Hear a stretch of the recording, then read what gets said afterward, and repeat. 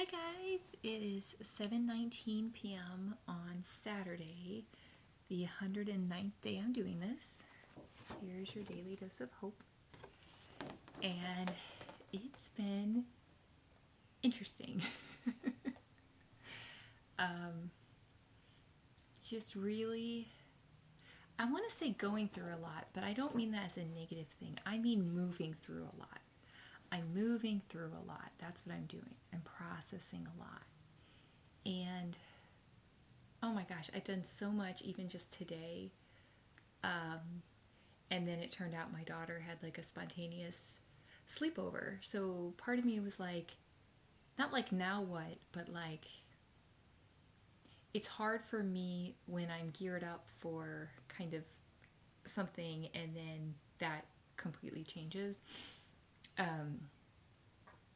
Because I wouldn't have necessarily done the things I already did, you know what I mean, if I had known that.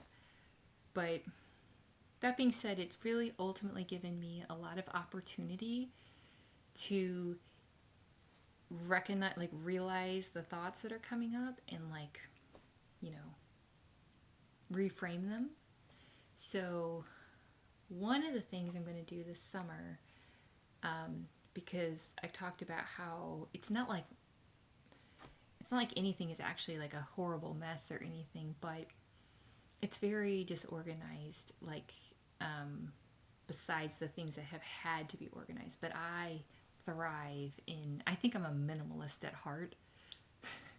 I laugh because it's like, and I am a minimalist compared to some people, but anyway, my brain and my nervous system is so resistant, not to cleaning, not even to organizing, but making lots and lots and lots and lots of decisions, right? So if I see a stack of papers, even if the papers are inconsequential, my brain takes it as that's 10,000 decisions right there. And we're already overwhelmed. So, nope, and shuts down. So, but the cool thing is, I'm reframing it to just pretending like, I mean, it's kind of true, but, just pretending like, okay, I just had to move.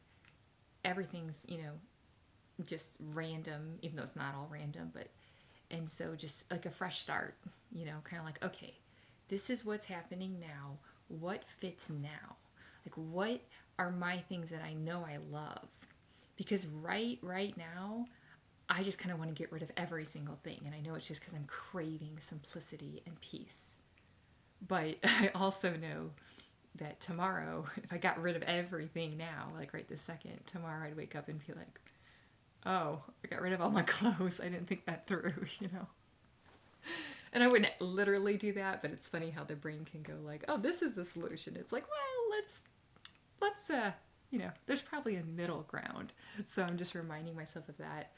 Don't make any major decisions this next week. But that being said, my post-it system is still working beautifully. And today's quote I think is really good. It's not what you look at that matters. It's what you see. And it's by Henry David Thoreau. So it's not what you look at that matters. It's what you see. And my daughter and I ended up going on an hour-long walk today, this morning, like early this morning. And I had brought I drink like water with vitamin C every day, and I had brought that, and I was like, she was getting spun up in a lot of stuff, and I was like, hey, see how many different animals we can hear, and I was like pointing out the birds, and bunnies are really symbolic for me, for reasons I can't really talk about here, but we ended up seeing 3 bunnies, and bunnies are signs of good luck for me. So that was awesome. It was like, oh my gosh, because I was like, I hadn't seen a bunny in a really long time. And then on our walk, and it was funny because at first we saw one kind of far away, like, oh yeah, that was a bunny. And then we were walking, and all of a sudden we saw like movement, and we realized that either that same bunny or a different bunny was right there, and then ran away. But it's like the trees are always there. Ooh, I said that 444. The trees are always there. The birds are always singing, right? So it's just so important, and talking to myself mainly, that like we see what a miracle that is, you know? Like I was looking at the trees and I'm like, wow, you know? And you think of the most peaceful people and what they're the most simple. Like not like they're the most simple people, but they can get appreciation and pleasure out of the simplest of things. I'm not saying, like I'm a very ambitious person, so I'm not saying to stop there. But there's something really gratifying about being like, wow, I'm actually getting joy from looking at the leaves dancing, you know? Like, I'm getting, you know, a soothing feeling from hearing a bird chirping. You know, it really helps ground us.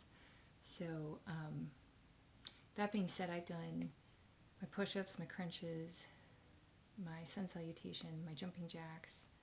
I did 2 energy things. I did an hour-long walk. And I'm going dancing tonight, which I'm really excited about. And I think I've drank over 160 ounces of water. I'm just moving so much energy, but it can be very uncomfortable to be like, oh my gosh, I'm just sitting here. But I want to give you hope that if you do that and you can set a timer so that you keep it, you know, there's like those bumpers.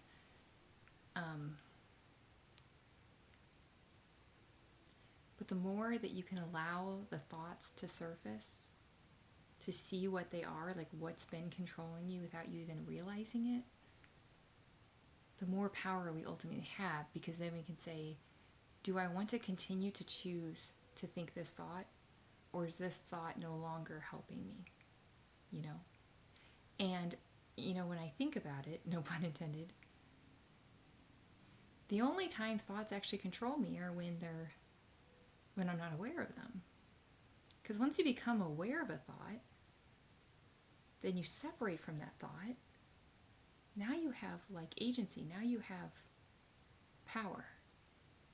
But if you're constantly trying to run from the thoughts surfacing, you're trying to numb so the thoughts don't come up, the thoughts have the power, right? So I'm not saying it's easy, but I think it's very worthwhile. That's what I'm saying. It's a fight worth fighting, I think. Because I want you to always come back to, who do you want to be? Like, how do you want to feel? And fight for your right to feel that, you know? We all deserve that. And some people, that is their baseline, but some people aren't that lucky, right? They didn't get that initial programming. They got other programming. So yeah, we might have to go over some more waves, right? But we still deserve to surf. We still deserve to be in the ocean, you know? So I hope that helps. I think I'm going to do another meditation before I go, but I'm really excited ultimately, because yes, it's eye-opening when you actually realize what thoughts you've allowed to control you. But at the same time, they were controlling you without you even knowing it. And so now once you become aware, now you have a choice. So ultimately, it's empowering. Okay. Love you guys. Have a great night.